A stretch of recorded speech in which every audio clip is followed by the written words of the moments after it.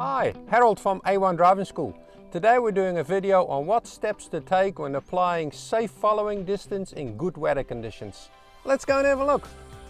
Today we're showing following distance in good weather conditions.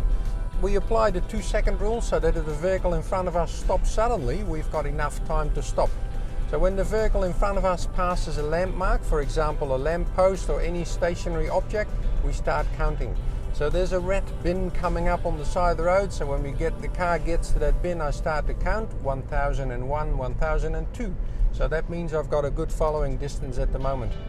The other advantage of keeping a good following distance is that we can see well over or around the other vehicle in front of us. We can see the signs for ourselves, but also any vehicles coming out of side roads or driveways on the right or the left can see us better. So we're making ourselves more visible if we apply good following distance.